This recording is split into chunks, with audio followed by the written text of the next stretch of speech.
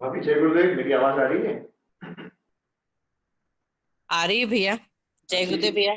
ठीक से आ रही है? हाँ हाँ, एकदम क्लियर है ओके। जी।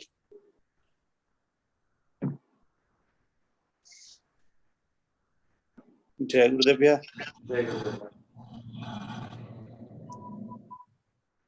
जय गुरुदेव भैया। भैया कोर्स हो गया? अश्विनी जैसे पूछ रहा है, कोर्स हो गया? होगा 9 सवा 9 बजे। रात का कोर्स है 9 से 11 का। ओ, ऐसा भी टाइम होता है? पहली बार लेके देख रहे हैं, पता नहीं क्या होता। ओके। इसलिए तुमको बोला था रिकॉर्डेड भेज देना मेरे को बाद हाँ, में। रिकॉर्डिंग में डाल देता हूँ मैं।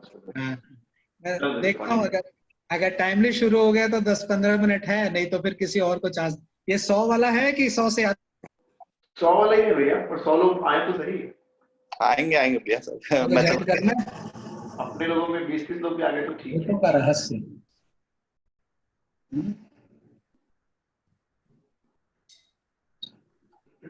जय गुरुदेव अश्विनी भैया। जय गुरुदेव, जय गुरुदेव। प्रणाम भैया। जय गुरुदेव।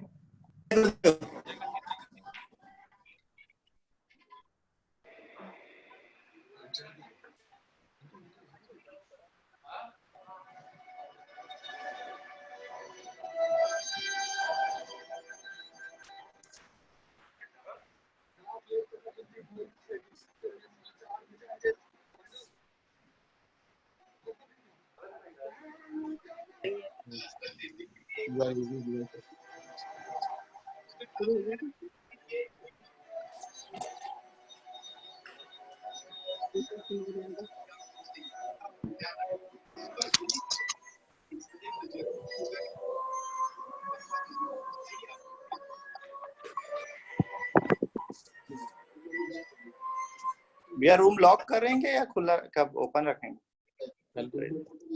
ओपन रह दो, ओपन रह दो, आने दो सबको।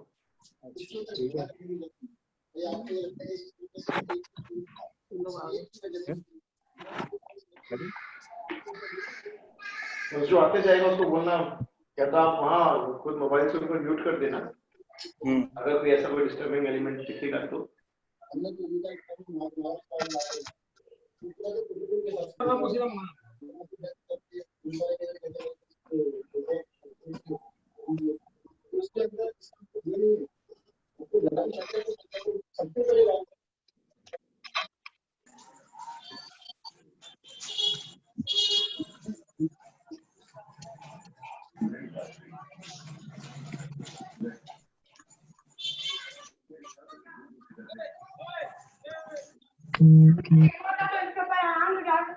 म्यूट कर दूं सबको?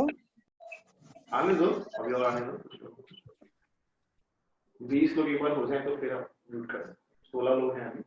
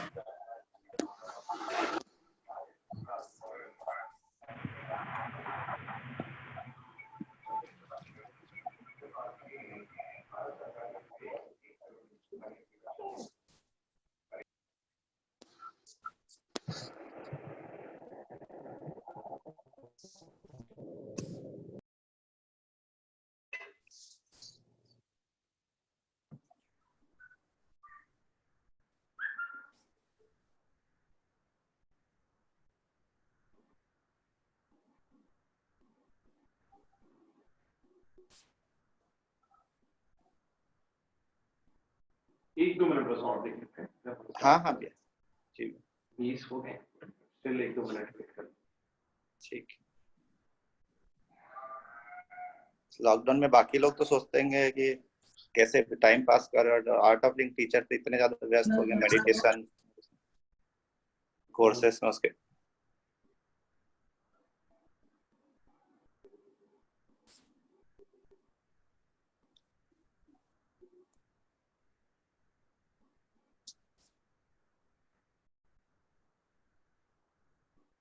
अच्छा, बाकी सभी लोग कृपया कुछ देर के लिए वीडियो ऑन कर लें, बस 2-5 मिनट के लिए सब वीडियो ऑन कर लें अपने अपने। हरीश जय गुरुदेव, खाना खा रही हूँ और तुम्हें ओके, सुन ओके। भी रही हूँ। जय गुरुदेव, जय गुरुदेव। जय गुरुदेव हरीश। बाकी लोग 2 मिनट के लिए वीडियो ऑन कर लें। सेशन स्टार्ट करेंगे तो फिर आपकी स्वेच्छा है फिर चालू करना है।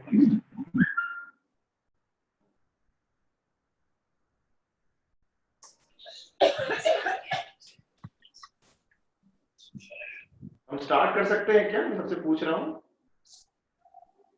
बिल्कुल बिल्कुल, वेट मत करो।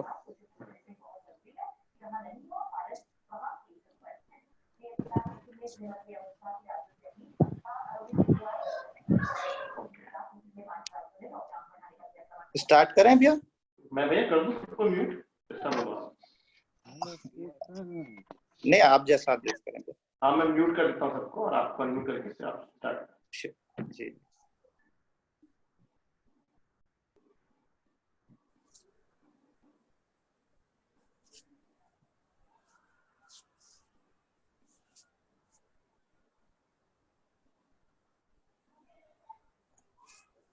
आवाज आ रही भैया? हाँ, आ रही है भैया। अच्छा अच्छा, स्टार्ट करें।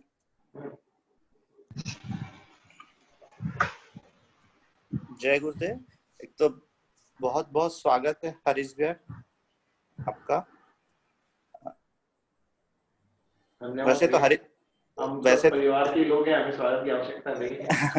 नहीं, वैसे तो हरीश भैया से सभी परिचित हैं, फिर भी एक छोटा सा औपचारिक परिचय हरीश भैया कर देता हूँ।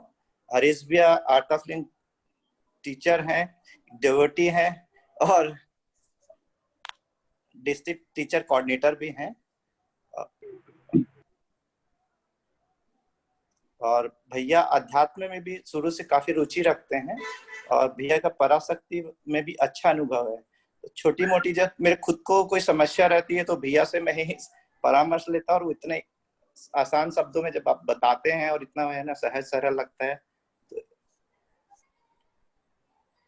भैया से उसी के लिए हमने रिक्वेस्ट की थी और भैया ने एक रिक्वेस्ट एक्सेप्ट की, उसके लिए बहुत बहुत धन्यवाद। तो हरीश भैया आगे आप ही संभालिए। क्या जैसे ये आज का सब्जेक्ट है, इस पे जैसे हमने कई बार सुना भी है कि शो में देखते हैं कि किसी इंसान की मौत हो जाती है या मृत्यु, वो भूत बन जाता है या फिर बदला लेने आता है या फिर किसी में भूत आ गया, आत्मा आ गई। तो इसमें कितनी सच्चाई है, या हम आदमी जब मौत की उसके मृत्यु के बाद क्या होता है उसके आगे, उसके बारे में थोड़ा सा आप ये प्रकाश करें। जय गुरुदेव सभी को। और बड़ा इंटरेस्टिंग टॉपिक है ना, भूत। और इंटरेस्टिंग भी है, और आप में से बहुत लोग शायद मानते भी होंगे कि भूत होते हैं, शायद कुछ लोग नहीं मानते होंगे कि भूत कुछ नहीं होता है। लेकिन हम डरते उसी चीज से हैं जिसको हम नहीं जानते हैं, है ना। हमारे भीतर भय उसी चीज का रहता है जब हम उस चीज से अनभिज्ञ होते हैं। लेकिन जब हम उस चीज के बारे में जान जाते हैं या उसकी समझ हमें आ जाती है तो स्वतः ही हमारे भीतर का भय, डर अपने आप कम हो जाता है, खत्म हो जाता है ना। आप में से बहुत लोगों ने अश्विनी भैया का सेशन कर्म और पुनर्जन्म अटेंड किया होगा। अगर नहीं किया है तो जरूर से कभी जब भी आपको मौका लगे, अश्विनी भैया बहुत शानदार सेशन लेते हैं कर्म और पुनर्जन्म पे। जिन्होंने वो सेशन अटेंड किया हो उनके लिए समझना और भी आसान हो जाएगा। पर मैं प्रयास करूंगा कि मैं बहुत इजी तरीके से, जो जितना मैं जानता हूँ अपने अनुभव के आधार पर। बिल्कुल भी बाकी सबको आवाज आ रही है? अंगूठा दिखाएं। सोनू भाभी आ रही है ना?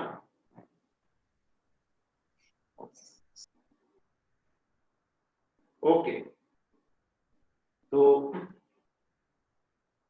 मैं कोशिश करूंगा कि जितना मैं जानता हूं, क्योंकि मैं आर्ट ऑफ लिविंग के पहले भी और साथ साथ अभी भी कुछ इन चीजों में बहुत इंटरेस्ट रखता हूँ, इन चीजों के बारे में पढ़ता हूँ, समझता हूँ, प्रैक्टिकल अनुभव भी करता हूँ।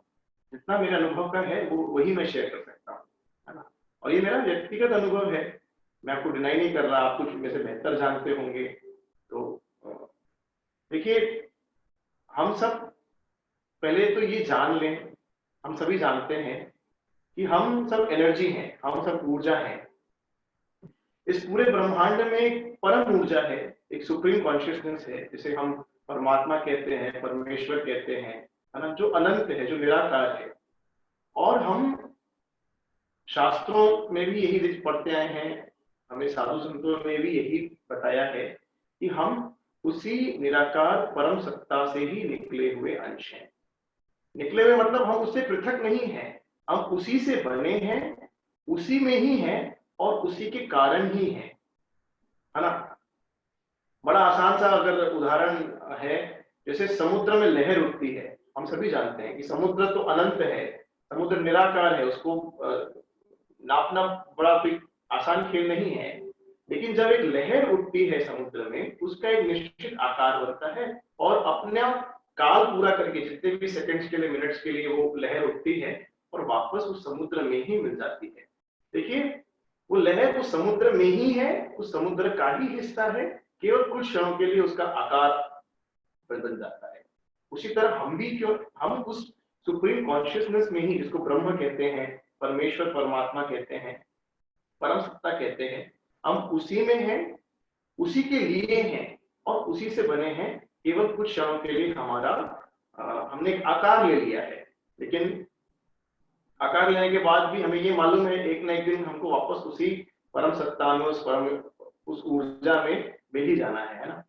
गुरुदेव जो बर्थडे सॉन्ग हम आर्ट ऑफ लिविंग में गाते हैं, तो कहते हैं, सागर में एक लहर उठी तेरे नाम की। इसको बारीकी से समझे तो कितनी बड़ी बात है। सागर में एक लहर उठी तेरे नाम की, मतलब इस सुप्रीम कॉन्शियसनेस से हम एक आकार लेकर आए हैं और तुझे मुबारक खुशियां आत्मज्ञान की। ये सजगता आ जाना, ये विश्वास हो जाना कि हम तो सिर्फ यही नहीं है जो हम दिख रहे हैं, हम इस शरीर से परे हैं, तुझको है अनंत में जाकर मिल जाना। हमें ये आत्मज्ञान हो गया जीवन में कि हमको उसी अनंत में वापस जाके मिल जाना है, उसी परमेश्वर में वापस जाके मिल जाना है। यही जीवन का सबसे बड़ा आत्मज्ञान है ना। तो आप सबको पता है कि जो हमारा ये भौतिक शरीर है, हमने कोर्सेज में भी जाना है कि इसके 7 स्तर हैं। अगर आपको याद होगा, कोर्सेज में आप सुने होंगे, तो पहला स्तर होता है हमारा शरीर, है ना। दूसरा स्तर है हमारी श्वास, फिर मन, बुद्धि, चित्त, अहंकार और आत्मा। हम सभी जानते हैं, ये बेसिक है पूरे ज्ञान का, पूरे आधार का ये बेसिक है, इसे मन में बैठा के रखें। अच्छा, क्या होता है, जो ऊर्जा है वो हमारे शरीर में रहती है, तो इस शरीर की एक आयु सीमा है। हम 70 साल 80 साल इस शरीर में रहते हैं।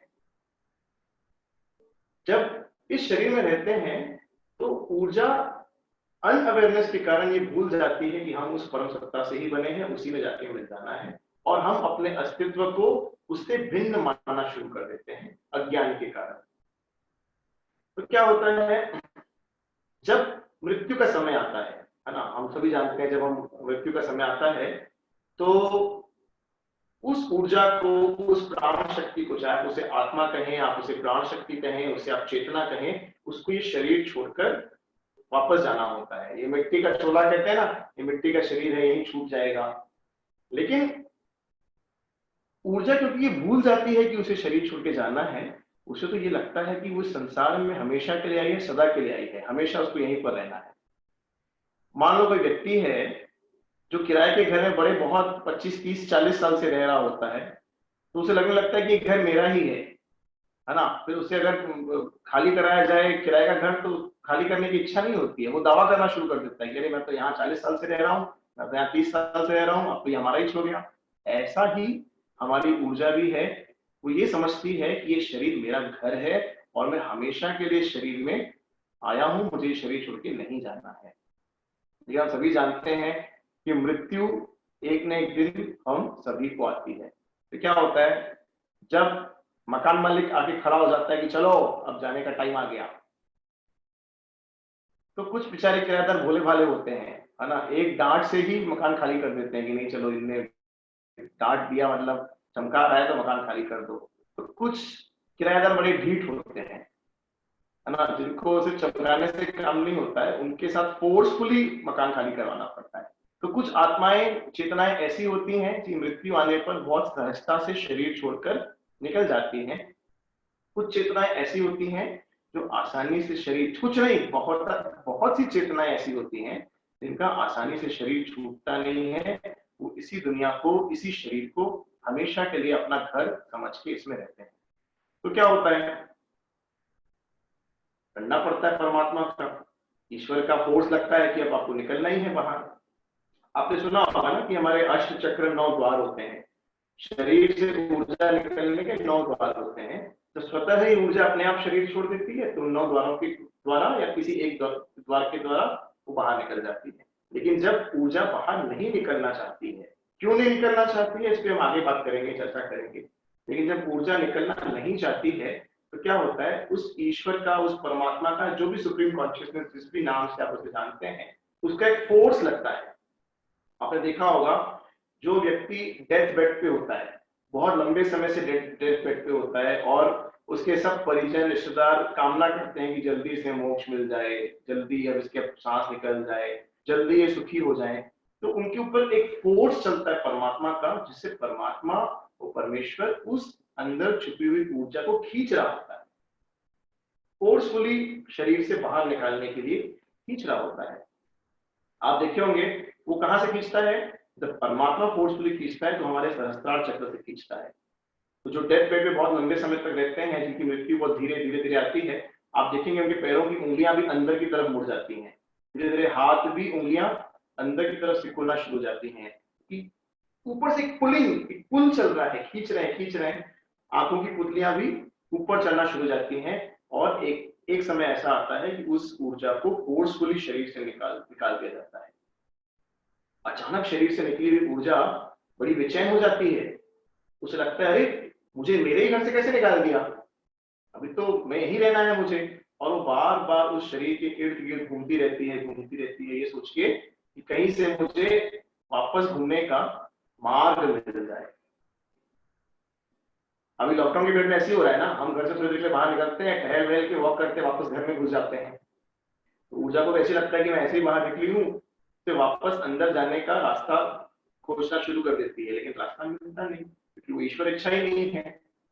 तो क्या होता है, जो ऊर्जा होती है उस शरीर से मोह बंधन में इतनी फंसी रहती है कि उस शरीर के इर्द गिर्द ही घूमते रहती है, ये सोचते कि शरीर मेरा घर है। तो देखिए हमारे सनातन धर्म में, सनातन परंपरा में कहते हैं कि जितनी जल्दी हो सके इसकी अंत्येष्टि कर दो, क्या कहते हैं अंत्येष्टि को, अंतिम संस्कार कर दो। क्यों कहते हैं कि जल्द से जल्द इस शरीर का, इस मिट्टी के शरीर का नाश हो जाए, ताकि उस ऊर्जा को रियलाइज हो जाए कि अरे देखो मैं केवल शरीर नहीं हूं। या आपने देखा गुरुदेव बड़ा अच्छा एग्जाम्पल देते हैं कि जब तक उस डेथ बॉडी को वेट कराया जाता है तब तक उसके पास एक दिया जलाया जाता है ना, उन रियलाइज कराने के लिए उस आत्मा को कि भैया तुम ये शरीर नहीं हो, तुम उस दुनिया में केवल वो प्रकाश हो और तुम्हें वापस उस अनंत प्रकाश में विलीन हो जाना है।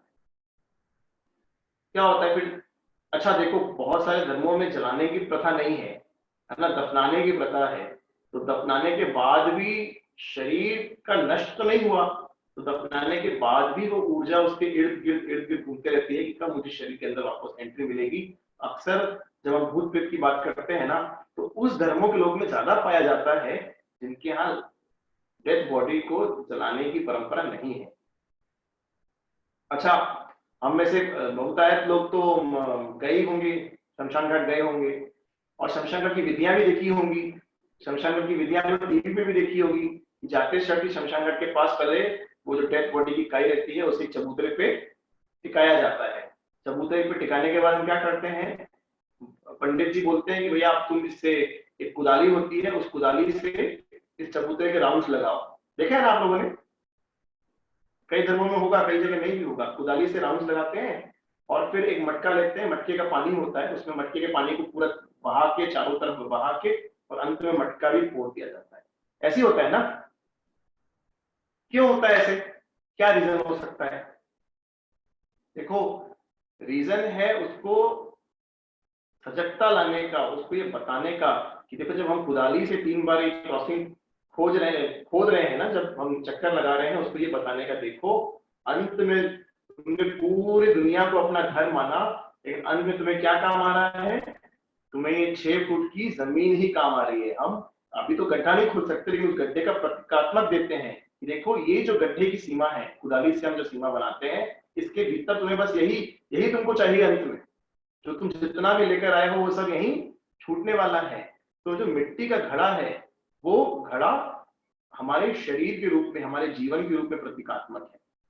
उसके भीतर का जो पानी है, तो अपने पूरे जीवन में हमने जो संचित किया है, हमने जो कमाया है, पाया है, संजोया है, वो उस पानी की तरह है। तो उस पेरीफेरी के चारों तरफ पानी गिराते हैं। कुछ धर्मों में पानी मुंह से गिराते हैं, कुछ धर्मों में तो टीवी में देखते हैं हम, छेदा हो जाता है मटके में और लेके घूमते हैं तीनों तरफ। ये देखो तुमने जो कुछ इकट्ठा किया था जीवन में, ये इस गड्ढे के बाहर ही रह जाना है, ये तुम साथ ये भी नहीं ले जा पाओगे। और जब वो मटका खाली हो जाता है तो अंत में उस मटके को भी फोड़ दिया जाता है कि जो तुम संचित करके आए थे वो तो तुम्हारे साथ नहीं जाएगा, लेकिन ये तुम्हारा शरीर भी नहीं जाएगा, ये भी यहीं छूट जाएगा। इसलिए मटके को भी तोड़ देते हैं। तो मटका हमारे शरीर के रूप में प्रतीकात्मक है वहां पर। और फिर जल्द से जल्द उसको जला दिया जाता है ना? जला देने के बाद क्या होता है? हमारा शरीर 5 भूतों से बना है, 5 तत्वों से बना है। आप सभी जानते हैं, वायु, अग्नि, जल, पृथ्वी, नभ। उल्टा करें तो पहले भूमि, फिर जल, फिर अग्नि, फिर वायु, फिर आकाश। इस सीक्वेंस में हमारा शरीर बना है। तो जो हमारा भौतिक शरीर है वो इन 5 तत्वों में विलीन हो जाता है। लेकिन अभी हमने जाना कि हमारे अस्तित्व के क्या है, 7 स्तर हैं। ऐसा भी कहा गया है कि हमारे 3 शरीर होते हैं, एक भौतिक शरीर, एक सूक्ष्म शरीर, और तीसरा होता है कारण शरीर, जिसको हम कॉस्मिक बॉडी या आकाशीय शरीर कहते हैं। तो भौतिक शरीर जो फिजिकल बॉडी है 5 तत्वों से मिलकर बनी है, वो उसी में विलीन हो गई। लेकिन जो सूक्ष्म शरीर है, जिसमें मन, बुद्धि, चित्त, अहंकार होता है, ये तो नहीं मरता है, क्योंकि ये इन 5 तत्वों से बना ही नहीं है। तो ये क्या होता है इसका? ये हमारी आत्मा का आवरण होता है। और फिजिकल बॉडी खत्म होने के बाद भी ये बॉडी, जो सूक्ष्म शरीर है हमारा, वो खत्म नहीं होता। वो अपनी आगे की यात्रा के लिए तत्पर होता है। जो आगे की यात्रा है हमारी आत्मा की, उस आत्मा के साथ साथ सूक्ष्म शरीर भी आगे की यात्रा करता है। तो सूक्ष्म शरीर में क्या है? मन, बुद्धि, चित्त और अहंकार, है ना? अल्टीमेटली हमारा अंतःकरण। अंतःकरण का स्वभाव क्या है? सोचना, विचार करना, कई सारी भावनाओं को संग्रहित करना, कई सारी इच्छाओं को संग्रहित करना, बहुत सारी फीलिंग्स, चाहे वो प्रेम की हो, चाहे वो नफरत की हो, चाहे वो राग हो, चाहे द्वेष हो, ये सब कहाँ होती हैं? हमारे सूक्ष्म शरीर में ही होती हैं। जो भी हमारे सूक्ष्म शरीर पर इंप्रेशंस पड़ते हैं, उन सभी इंप्रेशंस के साथ ही वो आत्मा ट्रैवल करती है अपने, जहां उसे परम सत्ता में मिलना होता है। लेकिन अगर वो हमारी तृप्त इच्छाएं, अतृप्त इच्छाएं अत्यधिक ज्यादा हो, इंप्रेशन ज्यादा हो, तो उसका मोह आसानी से उन इच्छाओं से नहीं छूटता, उस संसार से नहीं छूटता, और इसलिए वो यात्रा में उसके लिए बाधक है। वो अपने आगे के पड़ाव पे नहीं जा पाती, और इसीलिए कहते हैं कि वो आत्मा लटक गई, न यहाँ की हुई न वहां की हुई, क्योंकि उसे तो भोगना है ना। और भोगने के लिए क्या चाहिए? शरीर चाहिए। आपको भोजन करना है, उसके लिए शरीर चाहिए। आपको काम वासना में जाना है, उसके लिए आपको शरीर चाहिए। लेकिन इच्छाएं मन करता है और शरीर नहीं है, इसलिए अतृप्ति है, उस अतृप्ति के भाव में वो एनर्जी जो है वो ऐसे ही ट्रैवल करती रहती है, उसी को अलग अलग भाषाओं में, भाषा नहीं बोलना चाहिए, अलग अलग डायमेंशंस में उसी को भूत, प्रेत और पिशाच ये सारे नाम दिए गए हैं। इनमें भी भेद है, भूत अलग होते हैं, प्रेत अलग होते हैं, पिशाच अलग होते हैं, इनमें भी भेद है, इसको भी आगे समझेंगे हम। पर इतना तो क्लियर है जितना बताया मैंने, ये एक कैसे मृत्यु होती है, आई बात समझ में इतनी? ओके, फिर क्या होगा? तो मैं बता रहा था कि फिजिकल बॉडी तो अपनी गई, लेकिन हमारा जो सूक्ष्म शरीर है वो रह गया। सूक्ष्म शरीर में जो अतृप्त इच्छाएं हैं, वासनाएं हैं, वही उसकी आगे गति का कारण होता है। आपने सुना होगा कि मरने वाले व्यक्ति का जो आखिरी इच्छाएं होती है ना, जिस इच्छा को लेकर वो व्यक्ति मरता है, उसको अगला जन्म उसी इच्छा के अनुरूप मिलता है। ऐसा सुना है आप लोगों ने, है ना? जो लास्ट मोमेंट जो हमारा जिसमें हमारी अटकी रहती है, ये मन जिसमें अटका रहता है, वही हमारे अगले जन्म में उसका कारण बनता है। लेकिन जब अच्छी आत्माएं होती है उनमें भी ये होता है। इसीलिए हमारे हिंदू धर्म में, सनातन धर्म में अक्सर जब गुरु किसी शिष्य को दीक्षित करते हैं तो मंत्र देते हैं, है ना? और उस मंत्र को जपने का प्रावधान बनाया गया है। आप में से कुछ लोग जानते हैं इस विधि को कि लगातार चैंटिंग, मंत्र चैंटिंग की लगातार उनको आदत पड़ती है। पहले वो कुछ देर बैठते हैं, कुछ लोग माला से करते हैं, कुछ लोग अपने घंटों मिनटों के हिसाब से बैठते हैं, और धीरे धीरे उस जप की प्रैक्टिस करते करते वो अजपा जप में परिवर्तित हो जाता है।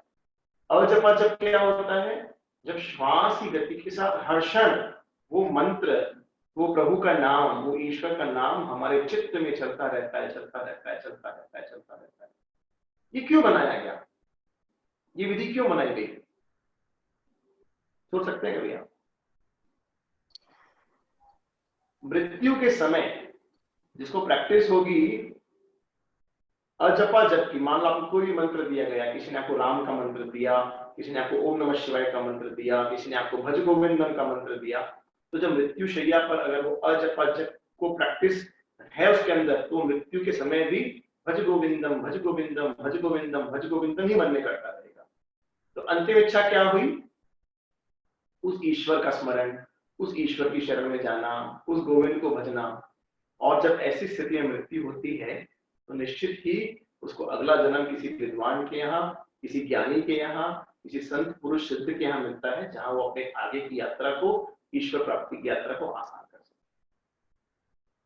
जो हायर लेवल के अवतारी पुरुष होते हैं, गुरुजन होते हैं, जैसे अपने गुरुदेव हैं, इन्होंने मेडिटेशन को ज्यादा महत्व दिया, ध्यान को महत्व दिया। ध्यान का प्रयोजन क्या है? कि अपने मन को शून्य अवस्था में ले जाना। ठीक है, उसकी भी प्रैक्टिस लगती है, उसकी प्रैक्टिस लगती है। धीरे धीरे आज नहीं, 2 साल बाद, 5 साल बाद, 10 साल बाद कभी तो ऐसा क्षण आएगा जब हम अपने मन को खाली करना सीख जाते हैं। तो मृत्यु शैया पर भी अगर हम अपने मन को खाली करने की स्थिति में रहें, हम ध्यानस्थ अवस्था में रहें, और खाली मन से जब मृत्यु होगी, जब इच्छा ही नहीं होगी, तो फिर अगला जन्म कैसा होगा? जब खाली मन से, शून्य अवस्था के मन से जब हमारी मृत्यु होती है, ऐसे ही प्राणी आगे मोक्ष को प्राप्त करते हैं, क्योंकि उसके अंदर कोई इच्छा शेष नहीं होती। ठीक है, आई इतना तक क्लियर है कि ऐसी ही हमारी ये मृत्यु की यात्रा है ना? हम बात कर रहे थे इसके आगे के लेवल की, कि देखो शरीर की एक सीमा है, आप कितना भी इसको मेंटेन कर लो, आयुर्वेदिक चीजों का सहारा ले लो, अच्छी लाइफस्टाइल मेंटेन करो, लेकिन आपको पता है हाईएस्ट 120 साल, 130 साल, जो लीस्ट जो जिया है अभी तक, 130 120 साल तक लोग जिए हैं, रिकॉर्ड जिन्होंने बनाया है, तो उतनी इस शरीर की आयु निर्धारित ईश्वर ने की है।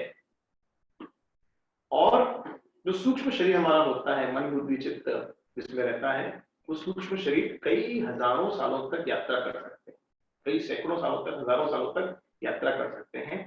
और जो हमारा कारण शरीर होता है, जो हमारा एस्ट्रल बॉडी होता है, कॉस्मिक बॉडी जिसको बोल सकते हैं, वो कई युगों तक भी रह सकता है, वो अजय है हमारा शरीर। उस शरीर को समझने के लिए हमको फिर और के लिए एक और सेशन रखना पड़ेगा। इस सेशन का उद्देश्य था भूतों का अस्तित्व, क्या सचमुच भूत होते हैं, है ना। ये व्यंग का भी विषय हो सकता है, ये मजाक का भी विषय हो सकता है, ये डरने का भी विषय हो सकता है, ये क्यूरियोसिटी जगाने का भी विषय हो सकता है, क्या सच में भूत होते हैं। तो भूत क्या है? भूत वो एनर्जी ही है जिनके पास फिजिकल बॉडी नहीं है, लेकिन उनकी सूक्ष्म शरीर में बहुत सारी अतिरिक्त इच्छाएं, वासनाएं रहती हैं, जिसके कारण वो अपने आगे की यात्रा नहीं कर पाते हैं, और इस मोह बंधन के चक्कर में उन भोगों को भोगने के लिए वो वापस दुनिया की तरफ, मतलब इस जीवन की तरफ वापस जाने की कोशिश करते हैं, जो कि प्रकृति के नियम के विरुद्ध है। इसीलिए उनको भूत प्रेत इस तरह के नाम दिए जाते हैं। देखिए, हर रिलीजन में, चाहे सनातन धर्म हो, चाहे और आप मुस्लिम धर्म की बात कर लें, आप क्रिश्चियनिटी की बात कर लें, करीब करीब हर धर्म में भूतों के अस्तित्व को माना गया है। और आज इस समय में विज्ञान भी कहीं कहीं इस अस्तित्व को मानता है कि हाँ, इतना तो मानता है कि पुनर्जन्म होता है, इस शरीर के बाद भी कुछ है, इतना विज्ञान ने सिद्ध कर लिया है। क्योंकि विज्ञान को किसी भी चीज को सिद्ध करने के लिए मशीनरी उपकरणों की आवश्यकता है, लेकिन आध्यात्म में मशीन का काम नहीं है, ये चेतना का काम है, ये चेतना के रहस्यों का काम है ना। इसलिए विज्ञान भी कई बार इसको सिद्ध नहीं कर पाया है कि इनका अस्तित्व होता है कि नहीं होता है। पर विज्ञान इतना मानता है कि पुनर्जन्म होता है, विज्ञान इतना मानता है कि मृत्यु के बाद भी कुछ होता है, लेकिन वो क्या होता है इसका दर्शन हमारे शास्त्रों में, हमारे धर्म में और संत गुरुजन देते हैं इन चीजों को, है ना।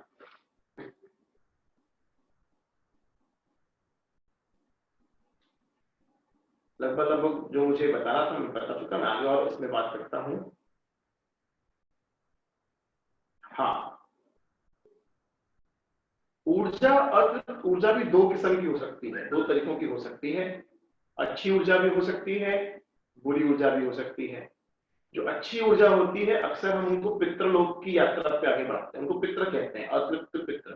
और हमारे सनातन धर्म में पितृ तर्पण की, पितरों को देने की प्रथा रही ही है, ताकि वो उनकी ब्लेसिंग्स होती रहे। क्योंकि अच्छी चीज को अट्रैक्ट करती है। ऑब्वियसली जो नेगेटिव ऊर्जा है वो नेगेटिव चीजों को अट्रैक्ट करती है।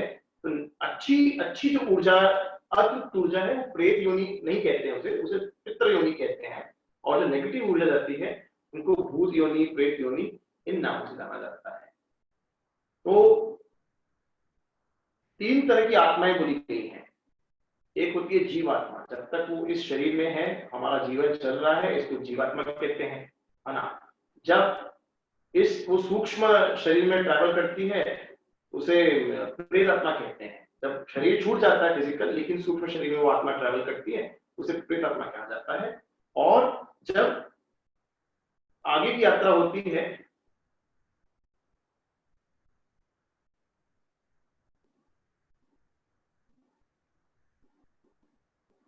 तो उसे सूक्ष्म आत्मा कहते हैं, जब वो सब चीजों से छूटकर, सभी बंधनों से छूटकर आगे बढ़ती है। अच्छा, भूत प्रेत कौन बनते हैं?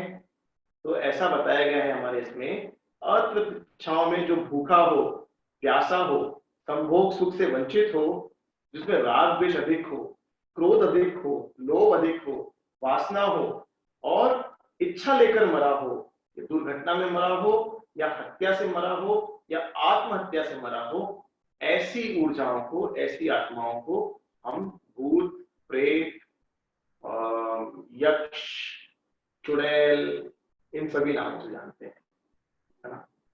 मैं दो चार क्वेश्चंस लूंगा आपसे, क्योंकि ये भूत का टॉपिक बहुत विस्तृत है बात करने के लिए, और लगभग आपके क्वेश्चन से हो सकता है मुझे और आइडिया मिल जाए कि मैं आपको कैसे समझा पाऊं कि भूत प्रेत क्या होता है। कुछ बोलना चाहेंगे आप लोग? अनम्यूट कर सकते हैं ठीक करके, दो तीन क्वेश्चन दे दो, फिर मैं आगे बढ़ता हूँ। भैया मेरा क्वेश्चन होगा। हाँ भरत भैया। भैया जो ये आत्मा है वो जीवित व्यक्तियों को क्यों परेशान करती है?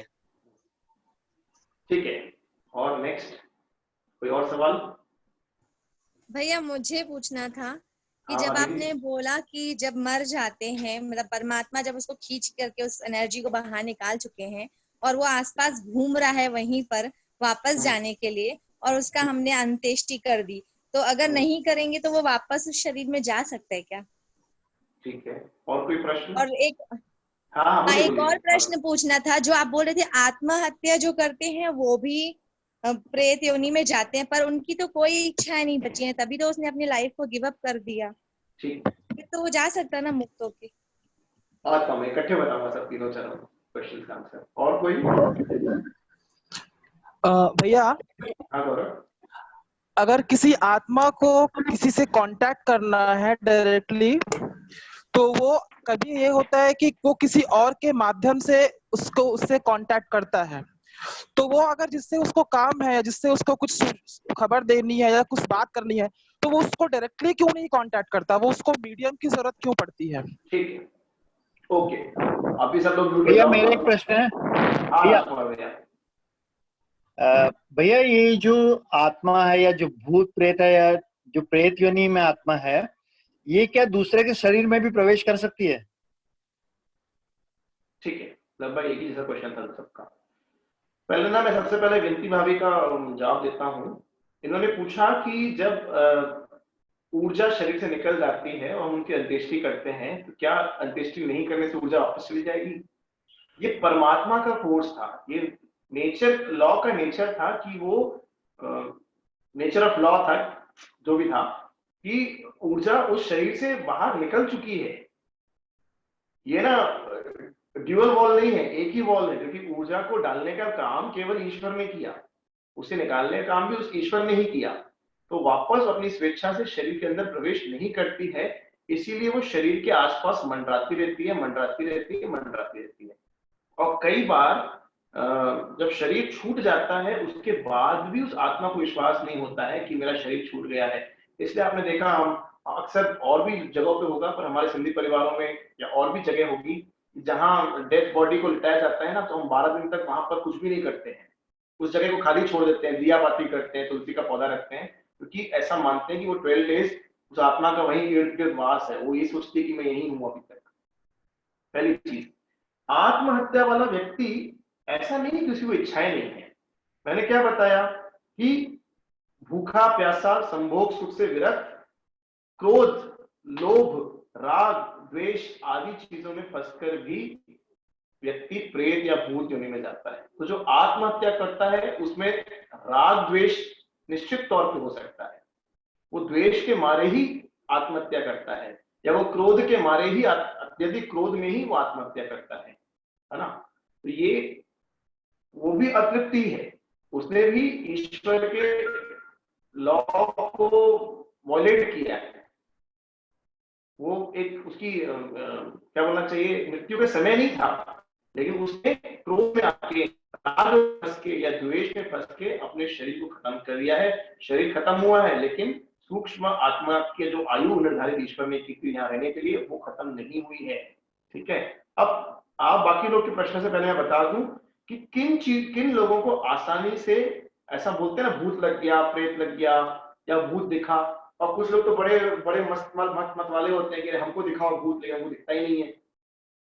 लेकिन बहुत चीजें दुनिया में भ्रम भी चलती है, कई चीजों में ना भ्रम चलता है, और भ्रम छोटा मोटा नहीं चलता है, कलेक्टिव भ्रम होता है। जैसे किसी जगह को हॉन्टेड घोषित कर देते हैं, भैया वो तो ये घर बड़ा हॉन्टेड है, भूत बंगला है ये, तो ये जरूरी नहीं है भूत हो, वहां एक दो लोग को अच्छे अनुभव नहीं हुए होंगे, लेकिन सिर्फ मुक्त प्रचार से, मुक्त प्रसार से ही धीरे धीरे उस भ्रम को इतना फैला देते हैं कि भैया यहाँ तो भूत का इलाका है। कुछ समय मुझे पहले याद है, कुछ साल पहले ना हमारे रायपुर में और हमारी कॉलोनी में ऐसा हुआ था कि ऐसे ह्यूमर फैल गया था कि अरे कोई टोनी घूम रही है, घर घर प्याज मांग रही है, और आप उस प्याज दे दोगे ना तो आपके घर का वो विनाश है, अच्छा नहीं है, ऐसा कुछ है। और इतना फैल गया था उस टाइम पे, मैं 8-10 साल पुरानी बात है, कि लोग इतने भयभीत होते थे, कोई घर पे आता भी था ना, लोग डरते थे कौन आया है। तो ये भ्रम है, किसी एक के साथ कुछ हुआ आकस्मिक, उसने भ्रम फैलाया, और कलेक्टिवली भ्रम पूरी जगह पे फैल गया कि ऐसा होता है वैसा होता है। तो इन भ्रमों में ना पड़े। भूत प्रेत किसको पकड़ते हैं, तो उसका भी एक विधान है। जो लोग पवित्रता को नहीं मानते, पहला थॉट, जो लोग पवित्रता को नहीं मानते। दूसरा, जिन्होंने कभी देवता या गुरु का अपमान किया हो। तीसरा, जो कमजोर मानसिक शक्ति के हो। देखो ये बड़ा पॉइंट है, अगर आपका विल पावर कमजोर है, आपका कॉन्फिडेंस लो है, अगर आप कॉन्फिडेंस लो है, विल पावर कमजोर है, आपकी मानसिक शक्ति कमजोर है, ऐसी स्थिति में आसान होता है किसी और के मन को या सूक्ष्म शरीर को आपके सूक्ष्म शरीर पर हावी हो जाना। कर्मों का भी खेल होता है, ग्रह नक्षत्रों का भी खेल होता है। ग्रह नक्षत्र जिसके वीक होते हैं, ऐसा माना गया है कि राहु की दशा जिसकी कमजोर होती है, लग्न में राहु बैठा हो, अष्टम भाव में राहु बैठा हो, ऐसे लोग भी भूत प्रेत की परेशानी से आसानी से फंस जाते हैं। तो जिनका सवाल था कि आसानी से क्यों नहीं पकड़ता, देखिए आप पहले तो आप ये मान के चलो, हम सब साधक हैं, है ना, हम सब गुरुदेव की शरण में हैं, आप सब किसी न किसी डिवाइन की शरण में हैं, हम सब साधक हैं। जब साधना करते हैं, हमारा विल पावर स्ट्रांग होता है, हमारा ऑरा स्ट्रांग होता है, और हमारी मानसिक शक्ति भी स्ट्रांग होती है। जब आपकी मानसिक शक्ति खुद की स्ट्रांग हो, ये कतई किसी और के लिए संभव नहीं है कि वो आपके मन पर काबू कर पाए, पहली। दूसरा, ऑरे का बड़ा खेल है। आप सब जानते हैं ना, हमारे शरीर के आसपास ऑरा होता है ना। 8 एनर्जी चक्रास बोलते हैं, तो 7 एनर्जी चक्रास तो हमारे लाइन में है, जिनको हम 7 चक्र कहते हैं, और 8वां एनर्जी चक्र हमारा ऑरा है। तो ऑरा जब प्रबल होता है, ऑरा जब पॉजिटिव होता है ना, कोई भी नेगेटिव एनर्जी आपको अटैक नहीं कर सकती है, वो आपसे टकरा के रिपेल हो जाएगी, आपको अटैक नहीं कर सकती है।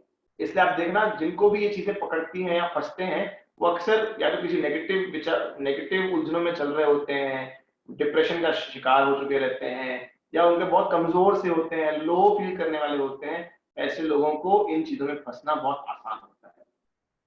देखिए, कुछ चीजें रियलिटी भी होती हैं, कुछ चीजें प्रोजेक्टेड भी होती हैं, लेकिन प्रोजेक्टेड चीजों को भी दूर करने के लिए आपको उसके अनुरूप मार्ग खोजना पड़ता है।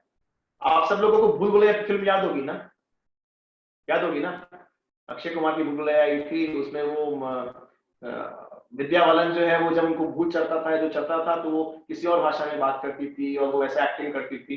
तो फिल्म में ये बताया गया कि भाई ये एक तरह का मेंटल वो है, मानसिक परेशानी है। लेकिन इसमें ये गौर करने वाली बात है, उस मानसिक परेशानी से निकलने के लिए भी उस डॉक्टर को वो पूजा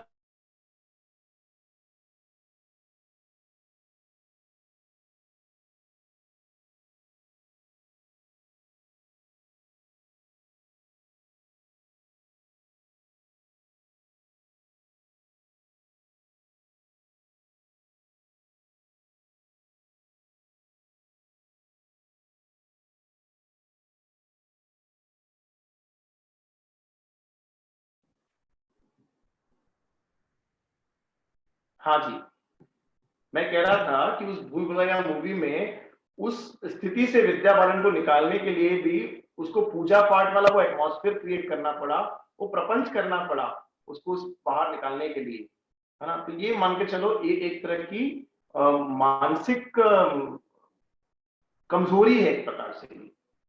तो कैसी मानसिक कमजोरी है कि जिस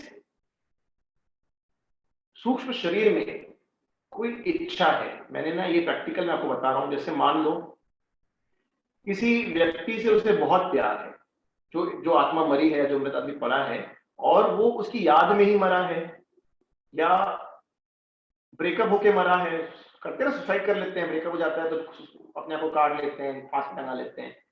तो ऐसी स्थिति में वो मरा है।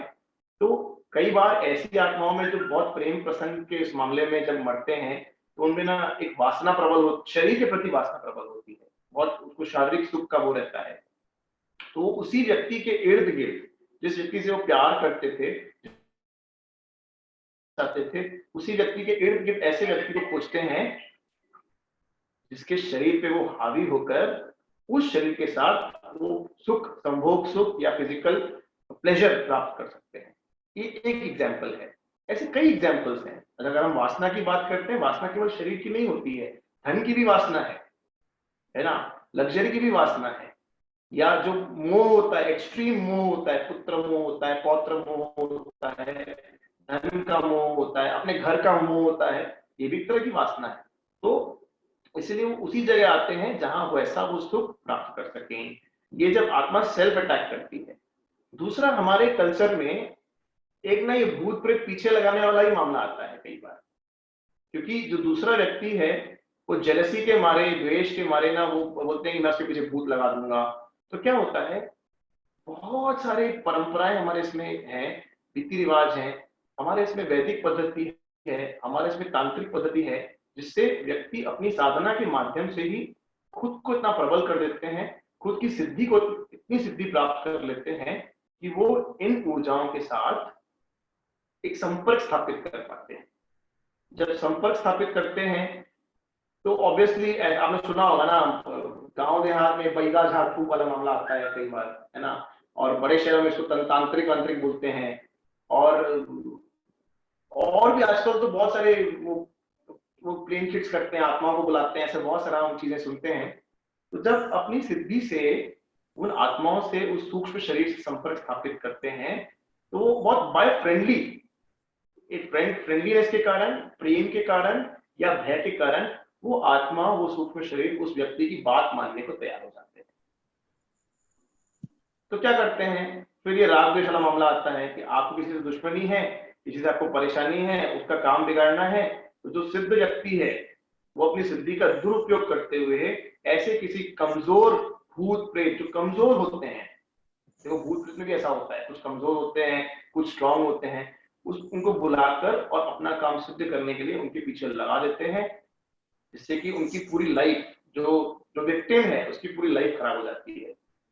कई लोग कहते हैं ये मानसिक परेशानी है, मैं कहता हूँ कई घरों में ऐसा है जिनके पीछे इन समस्याओं से जो परेशान है, सिर्फ एक व्यक्ति परेशान नहीं होता है, पूरा परिवार परेशान होता है। उस घर में फाइनेंशियली दिक्कत आना शुरू हो जाती है, रिलेशनशिप तहस नहस हो जाते हैं, उस घर में झगड़े होते हैं, लड़ाइयां होती हैं। तो एक इविल स्पिरिट भी कई बार आके पूरे घर के माहौल को खराब करती है। तो ये सत्य है, राग द्वेष के कारण, ईर्ष्या के कारण ही अपना काम निकालने के लिए ऐसे सिद्ध लोग शक्तियों का दुरुपयोग करते हैं, सिद्धियों का दुरुपयोग करते हैं और उस सूक्ष्म शरीर को किसी और के पीछे लगा देते हैं। मिलती जी कुछ बोलना चाह रहे हैं आप? हाँ भैया, मैं ये बोल रही थी कि जो सूक्ष्म शरीर हमारे पीछे लग गया फॉर एग्जाम्पल, तो वो तो दो ही बॉडीज हैं, सूक्ष्म और कॉस्मिक, लेकिन जिसके पीछे लगा उसके पास तो तीनों शरीर हैं, तो वो ज्यादा स्ट्रांग है कि नहीं? ठीक है, देखिए इंसान वाकई में बहुत शक्तिशाली है।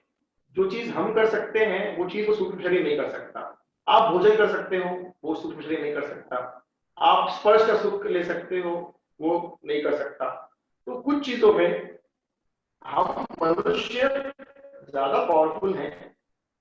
अच्छा, एक मजे की चीज और, जो ये जिसको मैं कह रहा हूं ना, जो सूक्ष्म ऊर्जाएं होती हैं, जो 5 तत्व हम कहते हैं, उन 5 तत्वों में तीन तत्व खो जाते हैं, लेकिन 2 तत्व उन सूक्ष्म शरीर में अभी भी मौजूद हैं। वो है वायु तत्व और आकाश तत्व।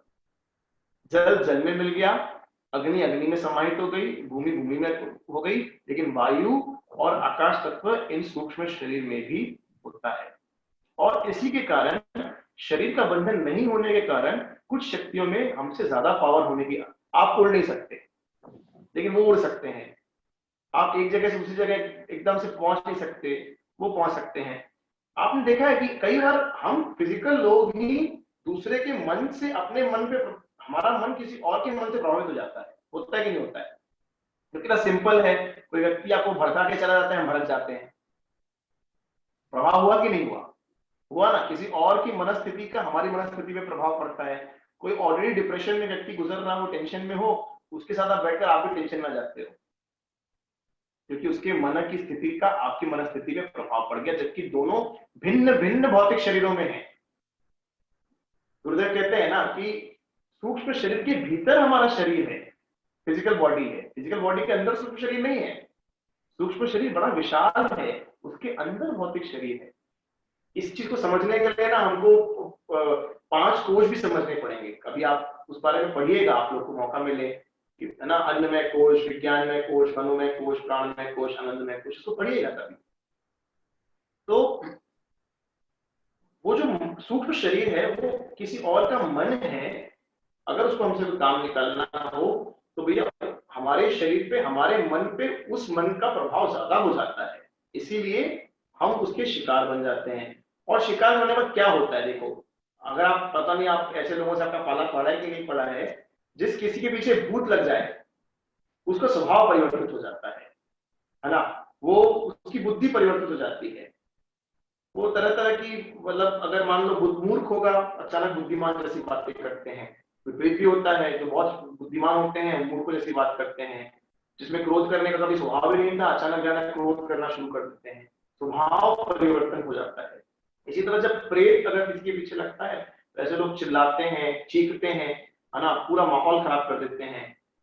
पिशाच अगर पीछे लगते हैं किसी के, तो पिशाच लगने के बाद वो बड़ा गंदा सा व्यवहार करते हैं, ऐसे लोग नाली में घुस जाते हैं या नग्न हो जाते हैं, वस्त्रहीन हो जाते हैं, मतलब कुछ भी एकदम गंदी गंदी हरकतें करते हैं इस तरह के लोग। तो हम अक्सर सोचते हैं कि पागल है, पागल हो सकता है, पागल का एक ये भी डेफिनेशन है कि मानसिक स्थिति कमजोर है, और भूत प्रेत का भी यही डेफिनेशन है कि आपकी मानसिक स्थिति कमजोर है, इसलिए किसी और के मन का, किसी और के सूक्ष्म शरीर का आपके मन पे प्रभाव है, हावी हो गई, है ना। और कोई क्वेश्चन किसी का? भैया भैया जय गुरुदेव। हाँ सुमित भैया।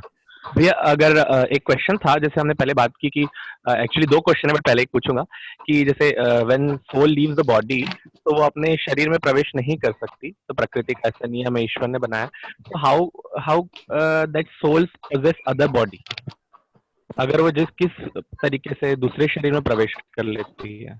और दूसरा एक क्वेश्चन है कि यूजुअली हम सभी को हमारे आसपास बहुत सारी घटनाएं सुनने को आती है, एक इस्लाम का एक शब्द है, मुस्लिम में एक होता है जिन पकड़ लिया, यूजुअली बहुत कंफ्यूजन होता है कि विद दैट सेम आत्मा समथिंग डिफरेंट एग्जिस्टेंस, तो आप बताएं। देखिए चीजें सेम है, जिसको वो लोग जिन कहते हैं उसी को हम लोग प्रेत कहते हैं, जैसे जिनको वो लोग परी कहते हैं उनको हम अप्सरा कहते हैं, है ना। तो जस्ट इसके शब्द अलग हैं, जिनका अर्थ भी वही है, जब प्रेत या भूत बांध लेते हैं तो उनमें वो लोग उर्दू भाषा में उसको जिन बांधना कहते हैं। और मैं आपको फैक्ट बताऊं, अभी जब हमारे अपने लोग बैठे हैं उनके धर्म में ये चीजें हमसे ज्यादा है, क्योंकि उनके धर्म में एक तो शरीर नष्ट करने का प्रावधान नहीं है, तो आत्माएं बहुत भटकती हैं, तो आप अक्सर कब्रिस्तान पे जाते हुए लोगों को डर लगता है, देखा होगा ना आप लोगों ने, कब्रिस्तान जाते नहीं है, फिर वो टीवी में दिखाते हैं बहुत सारी चीजें, कब्रिस्तान से भूत पकड़ लिया। दूसरा जो आपका प्रश्न था कि जब ऊर्जा शरीर के अंदर प्रवेश नहीं कर सकती है तो दूसरे की ऊर्जा कैसे प्रवेश करती है, मैं प्रवेश करने के पक्ष में नहीं हूं, मैं ये नहीं कह रहा कि किसी और की आत्मा हमारे अंदर प्रवेश कर लेती है, मेरा ये कहना है कि उस आत्मा का जो सूक्ष्म स्तर है, मन बुद्धि चित्त है, वो आपके मनस्थिति पे हावी हो जाता है, उसकी ऊर्जा आपके अंदर प्रवेश नहीं करती है। एक शरीर में दो आत्माएं थोड़ा रह सकती हैं, एक शरीर में एक ही आत्मा रहती है, लेकिन किसी और का मन बुद्धि चित्त हमारे मन बुद्धि चित्त पे हावी हो जाता है, ऐसा मेरा कहना है। वाओ, रियली ग्रेट आंसर भैया, थैंक यू। भैया कौन कह रहा था? महेश जी बोल रहे थे।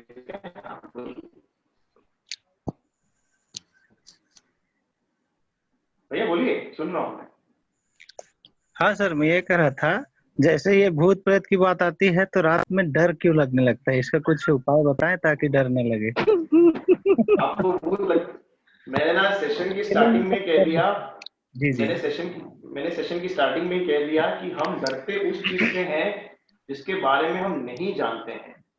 जब देखो कहीं आप अकेले जा रहे हो, रात्रि का टाइम हो और अंधेरा हो, अगर आप किसी और एरिया में हो तो शायद आपको डर ज्यादा लगे, लेकिन अगर आप अपने ही घर की गली में हो तो शायद आपको डर कम लगे या ना भी लगे, क्योंकि उस जगह को आप जानते हो। ऐसे ही जब आप एक महिला, बहुत सारे अजनबी लोग होते हैं तो काफी डरती है ना,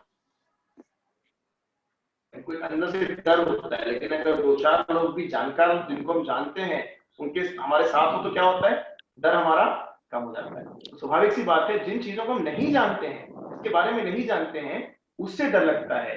लेकिन जिस चीज को हम जानते हैं उससे हमारा डर खत्म हो जाता है। अभी मैंने सेशन कंक्लूड नहीं किया है, आप सबका डर खत्म करके ही सेशन कंक्लूड करूंगा। डर नहीं है भैया एक चीज हाँ, पूछना था। हाँ दीपक। हाँ भैया, कैसे पता चलेगा कि कोई मतलब भूत प्रेत या वो हम लोग के पीछे में है या हम लोग के साथ रहता है या ऐसा कुछ, और अगर होता भी है तो हम लोग उससे बात कर सकते हैं क्या? और किसी का प्रश्न? भैया भैया, क्या भैया भूतों में मेरा बुद्धि होती है? एक मिनट, गौरव बोल रहे हैं। गौरव, भूतों में बुद्धि होती है? अभी तो बताया, मैं क्या कह रहा हूँ बार बार, मन बुद्धि चित्त अहंकार। उनको बुरा भी लगता है, उनको खुशी भी होती है, उनको मजा भी आता है, क्योंकि उनके अंदर अहंकार है। वो इच्छाएं भी रखते हैं क्योंकि उनके अंदर मन है ना। और किसके पास जाना है, पुरानी यादें रहती हैं, इसमें चित्त भी है, बुद्धि भी है। सारे स्तर सूक्ष्म शरीर में होते हैं। तो भैया अगर वो किसी को कम्युनिकेट करते हैं तो जाहिर सी बात है वो उनको प्यार करते होंगे, उनको पसंद करते होंगे, तभी उससे कम्युनिकेट करेंगे, सभी से तो नहीं करेंगे। तो वो उनको परेशान क्यों करते हैं?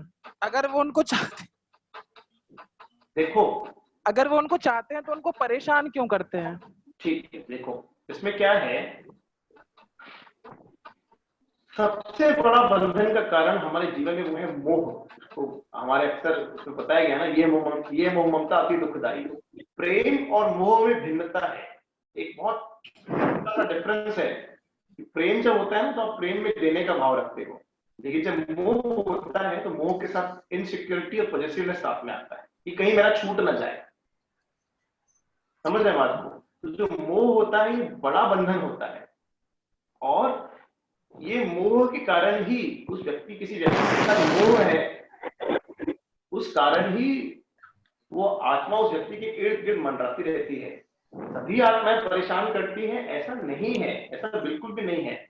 वही आत्माएं परेशान करती हैं या तो उसके अनुरूप आप काम नहीं कर रहे हो, या फिर जिसको जबरदस्ती पीछे लगाया गया हो, किसी और ने आपके पीछे लगा दिया आपका वो करने के लिए, तो किसी और की आज्ञा का वो पालन कर रहा है, जिसने उसको सिद्ध किया हुआ है उसकी आज्ञा का वो पालन कर रहा है, इसलिए वो परेशान कर रहा है। अथवा जैसे वो किसी सुख की प्राप्ति के लिए आपके पास आया है और आप वो काम नहीं कर रहे हो, वो जबरदस्ती आपको वो काम कराने में आपको उकसाएगा, आपको क्रोध भी दिलाएगा, आपके अंदर लालच भी पैदा करेगा, आपके अंदर राग द्वेष भी पैदा करेगा, जिसके कारण आप वो काम करो जो भोगने वो आपके पास आया है।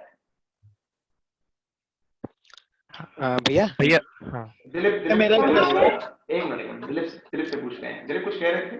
हाँ भैया, मैं ये पूछना चाह रहा था कि जैसे आपने कहा कि अंतिम संस्कार होता है किसी भी इंसान का, खासकर हमारे हिंदू धर्म में उसके शरीर का दाह संस्कार हम करते हैं। तो दाह संस्कार करने के बाद क्या बोलते हैं, पंडितों को बुला के उसकी आत्मा की शांति के लिए पाठ वगैरह किया जाता है कि भाई इसकी जितनी भी इच्छाएं हैं वो सब पूर्ण हो जाए। तो वो सब करने के बाद क्या उसके बाद भी उस इंसान के अंदर, जो कि अब वो आत्मा बन चुका है, तो उसके बाद भी उसके अंदर वो इच्छाएं बची रहती हैं जिसकी वजह से वो पृथ्वी लोक पर रहता है?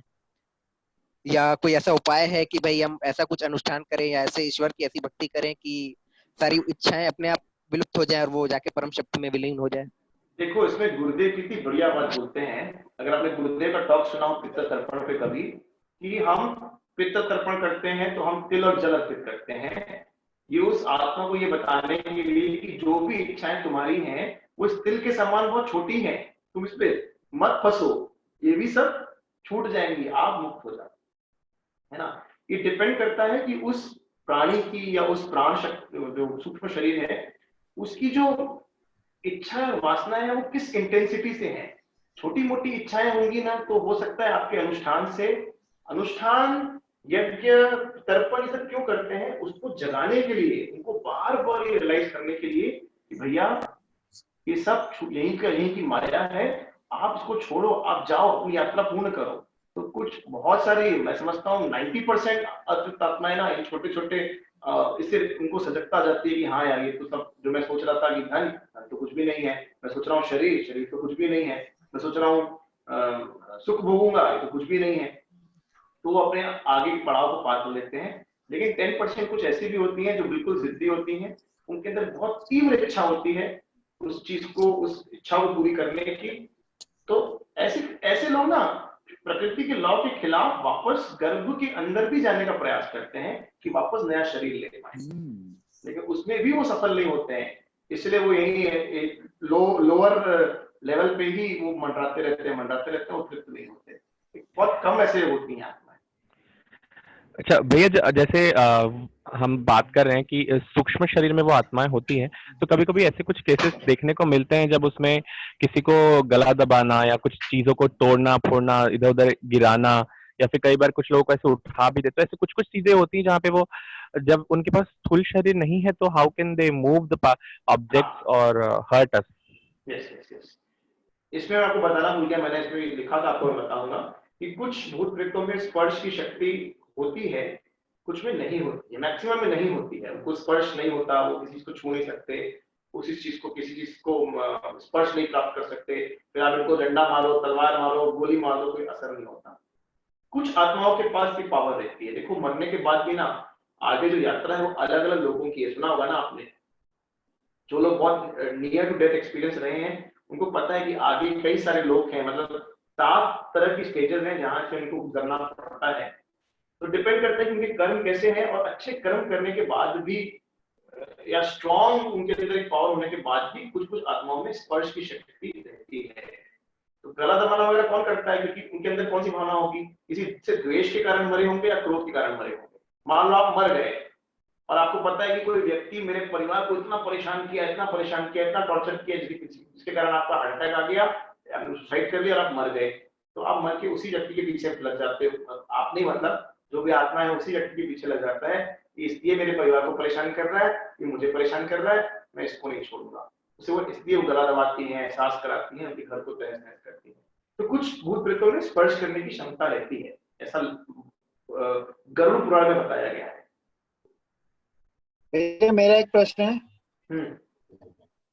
भैया मेरा प्रश्न है, क्या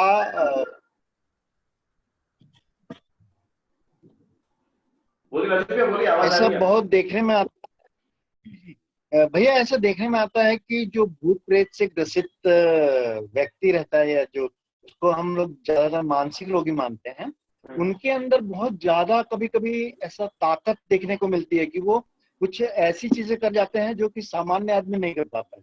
ठीक है भैया। और दूसरी चीज, वो कुछ ऐसी लैंग्वेजेस बोलते हैं जो कि उन्होंने कभी सीखी नहीं है, तो ऐसा भी देखने में आया है। और भैया एक आवाज गई उनकी, आवाज गई। अच्छा, बाकी लोग आवाज आ रही है ना? जी भैया आ रही है। ओके, तो एक सवाल था भैया, एक मिनट को मैं आंसर कर देता हूँ। अभी है ना राजू भैया यहीं पर? हाँ है। देखो क्या है राजू भैया कि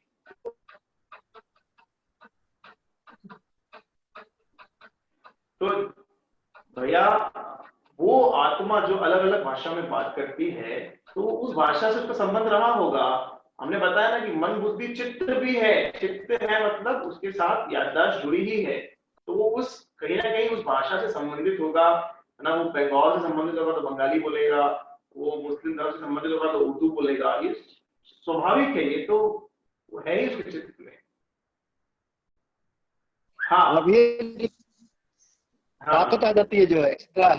हाँ, ये भी होता है यार, क्योंकि उसमें ना असीम शक्ति, मैंने पता ना कुछ चीजें उनमें असीम शक्तियां होती हैं। जैसे वो उड़ सकते हैं, वो 2 जगह मौजूद हो सकते हैं, वो भारी से भारी सामान को उड़ा सकते हैं।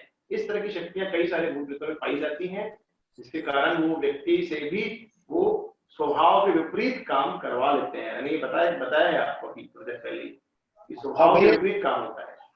अब भैया वो झूमते रहते हैं अक्सर, मतलब जो ऐसा देखने में आया कि कहीं कहीं पे मजारों में देखते हैं हम, या कहीं पे भूत प्रेत से ग्रस्त व्यक्ति ऐसे। आपके घर में बिजली का, आपके घर में जो बिजली का पॉइंट लगा होगा ना, उसको लिमिटेड रहता है ना, एक नंबर है भाई, इतना इतना वोल्ट का आपके घर में बिजली का कनेक्शन रहता है ना, 220 वॉट 440 जो बोलते हैं।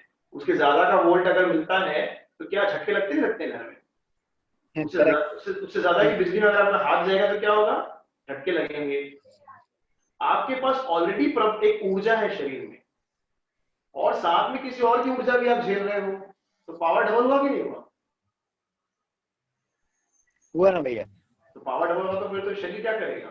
शरीर को अच्छा उस भैया पावर को शरीर को उस पावर को झेलने की क्षमता वो नहीं कर पाता है, इसलिए शरीर झूमता है। ये देवी देवता चढ़ना, इन लोगों को जो माता जी आ जाती है ना, ये भी उसी वही फंडा है कि कोई और एनर्जी, कोई हायर एनर्जी जब उनके अंदर प्रवेश करती है, उनके शरीर को यूज करती है, तो अपनी एनर्जी तो ऑलरेडी है, उसके ऊपर एक हायर एनर्जी भी आ गई, तो शरीर इस कारण उसका एक ट्रिपल एक्शन होता है, वो शरीर झूमता है, करते हैं।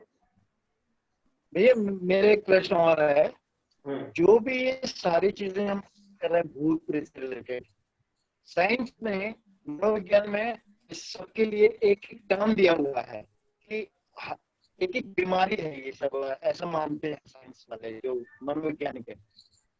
क्या ये बीमारी है या क्या है सर? भैया मैंने स्टार्टिंग में कहा कि विज्ञान को कोई चीज सिद्ध करने के लिए उपकरणों की आवश्यकता है।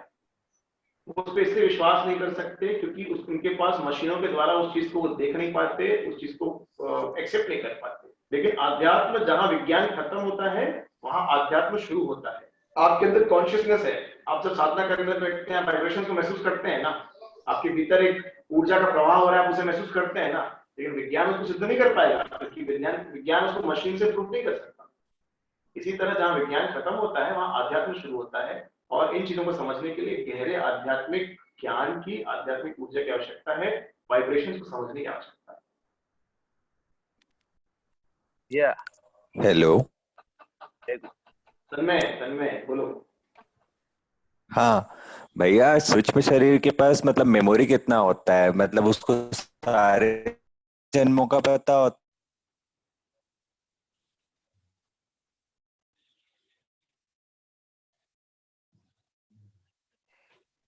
आवाज चली गई उनकी।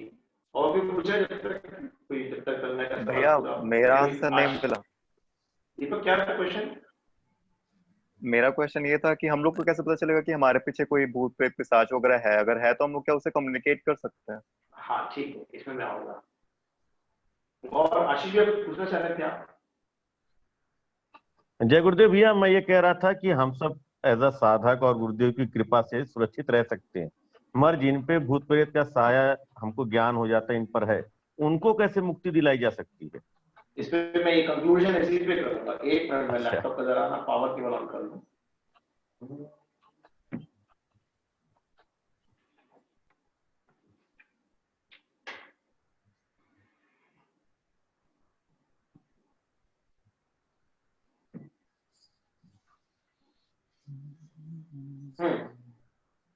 कंक्लूड करूंगा मैं। दीपक और आपका क्वेश्चन कंक्लूडिंग पे है दोनों का।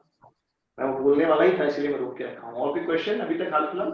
और हाँ भैया, जैसे कोई इच्छा बची रहती है तो वो आत्मा दूसरा बर्थ लेती है, ऐसा कुछ होता है, तो क्या हम लोग का भी वैसा ही हुआ है कि हम लोग का कुछ बच गया होगा तो हम लोग का ये बर्थ हुआ है, फिर गुरुजी आ गए हैं, फिर ऐसा कुछ? तो वो भी मैंने बताया ना आपको कि मैंने आपको बताया वो चीज की जब बहुत बहुत कोई इंटेंस इच्छा से आदमी मरता है, उसका अगला जन्म उस नियति से उस जगह पे होता है जहां वो आगे उस इच्छा को पूरी कर सके। तो हमारे पास शास्त्रों में मैंने बताया कि जप का विधान है और हमारे गुरु ने ध्यान का विधान दिया है। तो ध्यान आपके मन को खाली करने की अवस्था को करता है। मृत्यु के समय भी अगर आप ध्यान वाले मन में रह सकते हैं, आप मन को खाली कर सकते हैं, तो निश्चित तौर पे आपकी ऐसी बहुत प्रबल इच्छा है। देखो हम साधना करते हैं, क्रिया करते हैं, ध्यान करते हैं, ऐसी कोई तीव्र इच्छा हमारे अंदर बचती नहीं है। इच्छाओं को बहुत लाइट लेते हैं और पूरी हो जाती है। तो वो जब मन खाली होता है आखिरी के समय में, तो निश्चित तौर पे वो सदगति या मोक्ष की ओर हम बढ़ते हैं। एक मेरा भी क्वेश्चन था। हाँ मित्रिया। जैसे मैं अपनी पत्नी की बहुत सारी इच्छाएं पूरी नहीं करता हूँ, तो क्या वो भूत बन सकती है क्या? मतलब ऐसा कुछ? देखिए, इच्छा और इंटेंस इच्छा में फर्क समझो, है ना। इच्छाओं की प्रबलता आप जानते हो नहीं जानते हो? आप खुद जानते हो ना। हम सब बहुत सारी इच्छाएं करते हैं। कुछ इच्छाएं हमारी ऊपर तरह की होती हैं कि अरे चलो आज पानी पूरी खा लेते हैं, यार आज मेरे को अच्छी ड्रेस पहनने, ये वाली ड्रेस पहनने का मन कर रहा है। ये छोटी मोटी इच्छाएं हैं। प्रबल इच्छाएं जब इंटेंस होती है, आपने अपना घर बनाया, आपने कार खरीदी और आपकी कार खरीदने के बाद ही आपके पड़ोसी ने आपसे डबल बड़ा घर बना लिया और बहुत महंगी लग्जरियस गाड़ी ले ली और आपके अंदर ईर्ष्या डेवलप हो गई। आप सुबह शाम यही सोच रहे हो कि एक न एक दिन मैं कोई इससे अच्छी वाली गाड़ी खरीदनी है, इससे अच्छी वाली कार खरीदनी है। और सुबह शाम जब भी आप घर से निकलते हो, घर घुसते हो, पड़ोसी को देखते हो, आपके मन में यही चलता रहता है, क्या कार, ये वाली कार, इससे अच्छा घर। इतनी तीव्र हो जाती है वो इच्छा, इतनी तीव्र आपके अंदर घर बन जाती है कि वो सोचते सोचते सोचते ही आपकी मृत्यु हो जाए, तब शायद आपको ऐसी जगह जन्म मिले जहां आपने वो इच्छा को वो कर सकते हो। तो छोटी मोटी इच्छा है, घूमने जाना है, ये करना है, छोटी मोटी इच्छा ऐसे ही ड्रॉप हो जाती है। इनको ड्रॉप करना आसान है ना। आप देखो आप कौन सी इच्छा को ड्रॉप नहीं कर सकते, वो बंधन है। जय गुरुदेव भैया। जय गुरुदेव भैया। जय गुरुदेव। हाँ बोलिए भैया। अब ये जो जैसे बहुत बार देखा है कि जो जैसे किसी और के शरीर में चली जाती है उसके बाद खाना बहुत सारा खा जाते हैं, वो कैसे हाँ, मैंने ये भी आपको मैंने लिखा था, मैं आपको बताना भूल गया कि उनमें असीम ताकत होती है और बहुत ज्यादा वो लोग खाना भूखे रहते हैं ना, खाने पे रहता है उनका। अगर कई बार उनका इच्छा ही अगर भोजन है तो कैपेसिटी से ज्यादा भी शरीर में भोजन खवा जाती है, ये चीजें तो है। और वो जाता कहाँ है? इसके लिए एक और सेशन और होना है। देखो दुनिया अलग अलग डायमेंशंस पे है ना। जो हमको दिख रहा है उसे कहीं ज्यादा कुछ ऐसा है जो हमको नहीं दिख रहा है।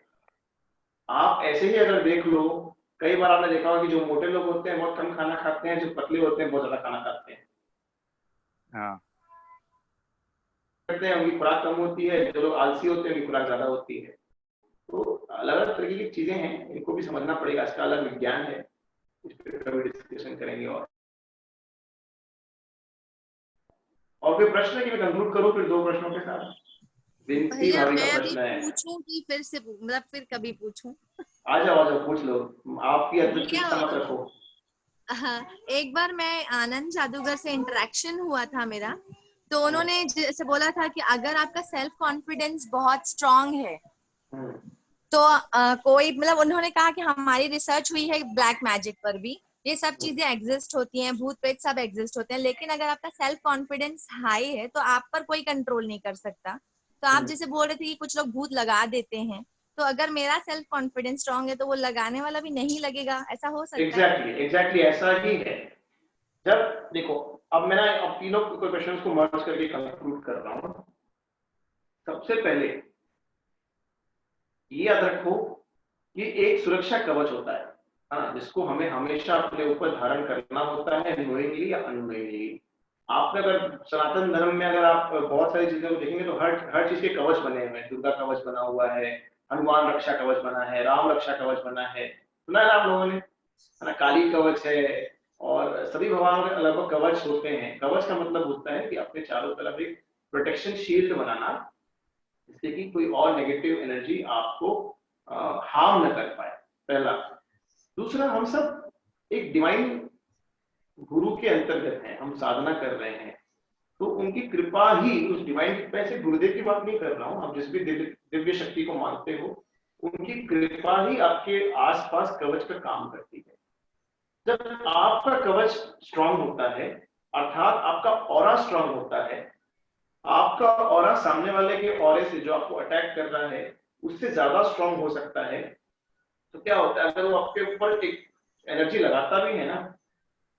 आप लोगों ने रामायण महाभारत में वो सीन देखे हैं कई बार कि वो एक जब तीर छोड़ता है तो सामने वाले का तीर पावरफुल होता है, तो तीर उसे टकरा के वापस लौट आता है, वापस उसी वक्त अटैक करता है।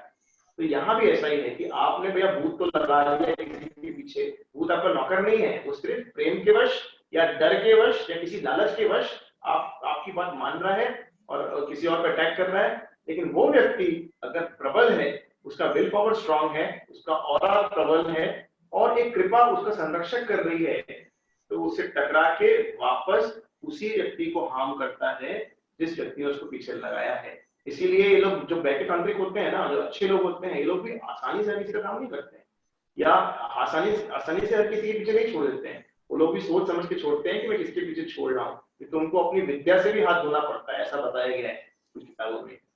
क्योंकि विद्या, उनका इल्म जो है, इल्म बोलते हैं मुस्लिम भाषा में, हिंदुओं में विद्या बोलते हैं, तंत्र विद्या, जो भी विद्या है, सिद्धि है, अगर एक गलत अटैक हो गया उनको अपनी सिद्धि भी गंवानी पड़ सकती है। ठीक है, तो मैं ये कह रहा था कि ध्यान, साधना, पूजा पाठ, जप वगैरह ये आपको अंदर से प्रबल करते हैं, आपकी मानसिक शक्ति, आत्म शक्ति को प्रबल करते हैं, आपका ऑरा प्रबल करते हैं।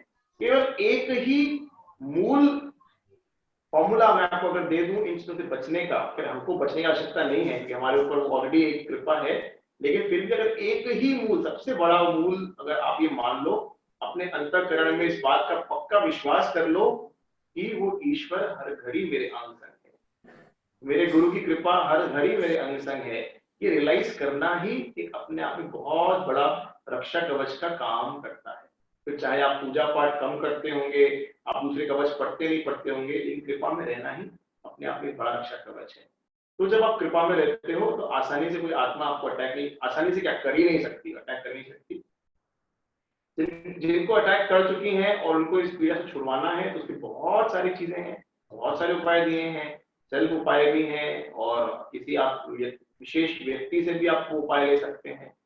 विशेष मतलब अच्छा एक्सपर्ट व्यक्ति हो, ऐसा नहीं कि किसी के पास भी आप चले गए हो, बाजू में मंदिर पंडित जी बैठे हैं, जाके पूछ के आ गए उपाय, ऐसा नहीं होता है ना। एक इसकी प्रॉपर सिद्धियां होती हैं, लेकिन अगर आप अपना कवच धारण करे, जिस ईश्वर को मानता है उसमें वो करे, तो निश्चित तौर पे चीजें, इन चीजों का प्रभाव कम कर सकते हैं। 100% ऐसे लोग ठीक होते हैं, कोई गारंटी नहीं, क्योंकि इन केसेस में 100% लोग ठीक नहीं होते हैं। देख, हनुमान चालीसा में भी आते हैं, अब भूत पिशाच निकट नहीं आवे, तो हम क्या पढ़ सकते हैं उसको, हनुमान चालीसा? पूरा देखो क्या है, पूरा क्या है, भूत पिशाच निकट नहीं आवे, महावीर जब नाम सुनावे। तो नाम को जब आप सुमिरन करते हो ना, जब आपको ये हर घड़ी ये कॉन्फिडेंस है कि वो मेरा रक्षा कर रहा है, हनुमान चालीसा आपको तभी असर करेगी अगर आप हनुमान जी पे विश्वास रखते हो। आपकी आस्था ही नहीं है हनुमान जी में, कि वो हो सकता है, हर व्यक्ति की अपनी अपनी आस्था होती है। आपकी आस्था पता चला गणपति जी में, आप गणेश जी को बहुत मानते हैं, हनुमान जी आपसे विरोध, आपका उतना आपका वो नहीं है, आस्था नहीं है, तो बेहतर है कि आप उस ईश्वर की शरण में जाओ जिसको आप मानते हो। यहाँ भी लॉ ऑफ अट्रैक्शन काम करता है ना। तो कई सारे हनुमान जी के आप हो तो हनुमान चालीसा तो सबसे बेस्ट चीज है, सबसे बेस्ट चीज है हमारे सनातन धर्म में। फिर वो बजरंग बाण है हनुमान जी के मानने वालों के लिए, पंचमुखी हनुमान रक्षा कवच है, हनुमान रक्षा स्तोत्र है, सब चीजें आप यूज कर सकते हैं। कोई काली जी का भक्त है तो काली कवच पढ़ेगा, दुर्गा जी का भक्त है तो दुर्गा जी का, पढ़ने का भी नहीं है, उसको धारण भी करना पड़ता है अपने होगे। ठीक है, और आप जब प्रबल होते हो ना, तो आप आत्माओं से निश्चित तौर पे कम्युनिकेट कर सकते हो, उसकी अपनी विद्या है, उस लेवल तक आपको उस सिद्धि के मार्ग में आगे बढ़ना पड़ेगा। कुछ लोगों का तपोबल स्ट्रांग होता है काफी, तो अपने आप उसके आसपास वो अट्रैक्ट हो जाती है कुछ ताकतें, और आपको अनुभव होता है कि कोई एनर्जी मेरे आसपास है। आप इजीली कम्युनिकेट, मतलब ऐसा नहीं है कि आप वो कुछ बात कर रहे हो, आपसे बात कर रही है, सामने आके गौरव भैया बैठ जाएंगे आत्मा बन के और मैं उनसे बात करूंगा, मुझसे बात करेंगे, ऐसा नहीं है। कम्युनिकेट मतलब आप क्या फील करते हो वो सेंस कर लेता है, और आपके आसपास जो एनर्जी है वो क्या फील कर रही है, आप सेंस इसको कम्युनिकेट करना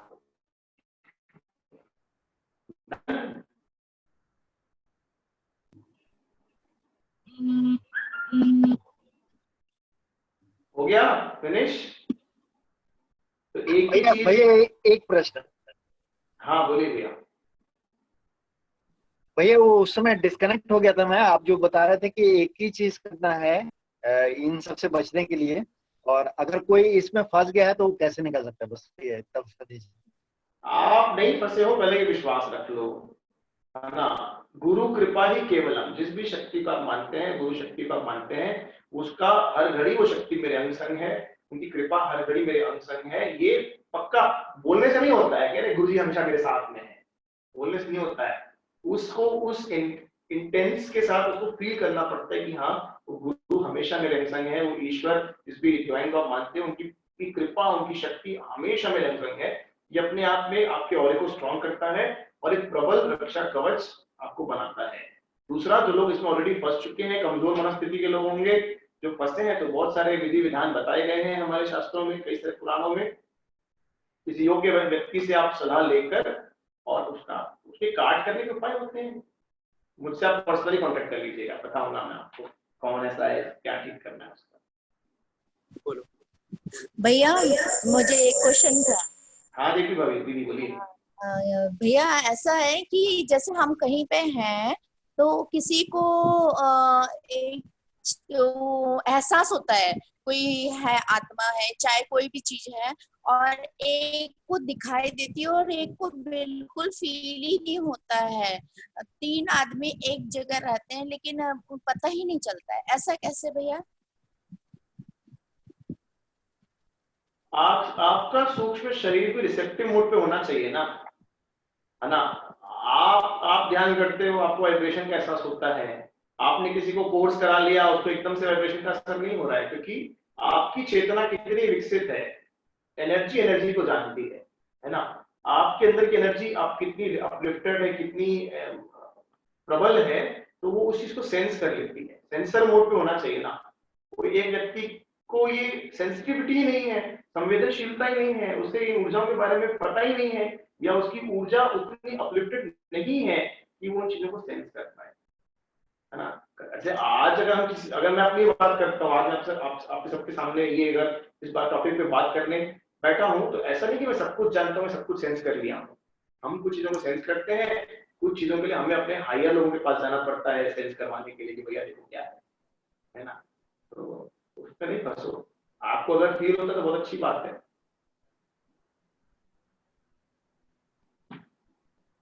बस हो गया। एक मिनट लास्ट 2 क्वेश्चंस। हाँ अमित भैया बोलिए। नहीं भैया, मैं उनको पूछ लीजिए। आजकल कुछ जैसे टीनेजर्स लोग हैं, वो मोमबत्ती जला के कुछ आत्माओं को बुलाते हैं, तो वो कितना सही है भैया? वो करना चाहिए नहीं करना चाहिए? वो मुझे तो लगता है वो भ्रम है, ऐसा मेरा मानना है पर्सनल व्यू पे। ये भ्रम है। आत्माएं आती है, कई बार चीजें ना, मैंने सेशन के फर्स्ट में बोल दिया ना कि भ्रम ज्यादा होता है ना। मोमबत्ती जला के आत्मा आ जाएगी ऐसा नहीं है। और टीनेजर्स के लिए कैसे आत्मा आएगी? आप अगर बैठ जाओ बुलाने तो मैं सोच सकता हूँ कि शायद आप 1-2 बार प्रयास के बाद सफल हो जाओ, क्योंकि आपका तपोबल है, आप साधना कर रहे हो। लेकिन टीनेजर्स तो ब्लैंक शीट कर रहे हैं, मैं तो विश्वास पर्सनली नहीं करता हूँ। क्योंकि एक्चुअली उन लोग को इंटरेस्ट थोड़ा सा ज्यादा रहता है, इसलिए लोग ट्राई करते हैं। ठीक है, उनको खिलौने की चीज लगती है ना। तो उसमें कुछ गलत भी हो सकता है, मतलब ऐसा सही सच में आके ऐसा कुछ हो सकता है क्या भैया? सच में आ गई?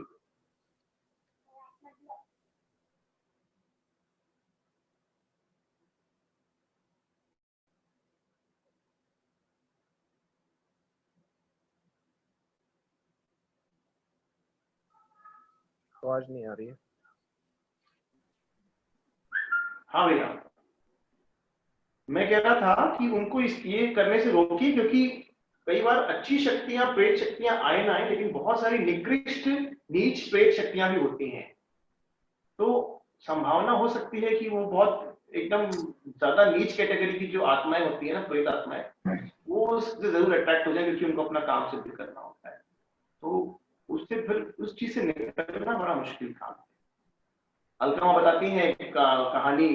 एक महिला जो गुरुदेव को बहुत मानती थी और आश्रम में बहुत अच्छी डिवोटी थी, और महिला कहीं बाहर रहती थी, तो वो इसी चक्कर में पड़ गई, ब्लैंकेट के उस चक्कर में। तो जिस व्यक्ति के पास वो गई ये सब सीखने के लिए, करवाने के लिए, उस व्यक्ति ने कहा कि मैं नहीं कर सकता तुम्हारे साथ ये काम, क्योंकि मैं देख रहा हूँ कि तुम्हारे पीछे कोई एक बहुत बड़ी शक्ति है, गुरु शक्ति, जो तुम्हारी रक्षा कर रही है, इसलिए तुम ये काम नहीं कर पाओगे। तो उसने क्या किया, उस महिला ने सब कुछ छोड़ दिया, गुरुजी को मानना छोड़ दिया, साधना का मार्ग छोड़ दिया, सब कुछ छोड़ दिया, और इन चीजों में फंस गई।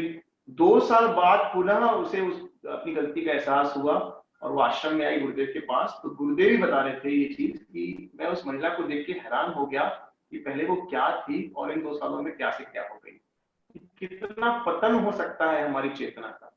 इसीलिए अगर आपको पता चलता है या फिर नीचे सतर्क करने हैं, तो उन्हें समझा बुझा के करने से रोकिए, क्योंकि इसके इल इफेक्ट्स भी हो सकते हैं। जय गुरुदेव हरीश भाई। धीरज भैया, मैं आपको क्या बताऊंगा, बताओ यार आप। बहुत अच्छा सेशन चल रहा है हरीश भाई। मैं और मेरा बेटा दोनों साथ में हैं। तो मेरा बेटा जो है ना, वो थोड़ा डरता बहुत है, मतलब उसको भी लगता है कहीं ना कहीं नेगेटिव वाइब्रेशन है, पापा भूत, ये वो। अभी छोटा है हालांकि बहुत। तो उसका अभी एक प्रश्न है, मेरे साथ ही है वो, कि हरीश चाचा को पूछो कि आपने कभी भूत देखा है क्या? व्यक्तिगत मैंने देखा नहीं है, ऐसे कोई विजिबिलिटी दिखती नहीं है भूत की, मैंने उस लेवल पे मैं पहुंचा नहीं हूँ। लेकिन हाँ, भूतों से सामना होता है जब किसी के शरीर में वो आते हैं। अपना काम ही वही है, किसी के शरीर में जब कोई पकड़ लेता है ना, तो उसको अपन फिर डंडे मारते हैं अच्छे से, फिर अपने तरीके हैं उसको ठीक करने के। तो मैंने फील किया है, वो एहसास है मुझे उस चीज का, इसीलिए सेशन लेने बैठा हूँ भैया। बिल्कुल बिल्कुल, साधना पे रहते थे है ना, आप सब अच्छे से साधना करते रहे। आप एक ही फॉर्मूला मैंने बताया, एक ही फॉर्मूला मान के चलें कि जिस भी डिवाइन को आप मानते हैं, जिस भी ईश्वर या गुरु को मानते हैं, उनकी कृपा हमेशा आपके अनुसंग है। आपके चारों तरफ एक रक्षा कवच है, और उस कवच जब तक आपके पास है, कोई भी भूत, कोई भी शक्ति आपका कुछ नहीं बिगाड़ सकती, कि उसकी शक्ति आपसे सीमित है। ये मान के चलिए कि जो मैं कर सकता हूँ वो नहीं कर सकता, है ना। जो मैं अपनी श्रद्धा, निष्ठा, विश्वास अपने गुरु पे, शिव जी पे, दुर्गा जी पे दिखा सकता हूँ, वो नहीं कर सकता। इसलिए अपने आप को एकदम पक्के से अच्छा साधक बना के चले, अच्छा डिवोटी बना के चले, कुछ नहीं होगा, है ना। डन। बहुत बहुत धन्यवाद आप सबको। मुझे पता नहीं, मैं कोई प्लानिंग से नहीं आया था क्या बोलना है, एक दो चीज बस ध्यान में थी, फिर ये सेशन इतनी देर चल गया है, जो मुझे अपने उसमें मैं ऑटोमेटिकली आता गया। नहीं, बहुत बहुत धन्यवाद, आप इतना समय दिए, और समय का मतलब पता ही नहीं चला, इतने अमित भैया को मैं ही बोल रहा था कि मुझे सेशन स्टार्टिंग करने से पहले व्हाट्सएप में यही बोला कि मुझे कुछ नहीं पता कि क्या बोलना है, मैं उस भूतनाथ महादेव को उनकी शरण में जाता हूँ, आगे वो जैसा बुलवाएंगे हम बोल पे जाएंगे।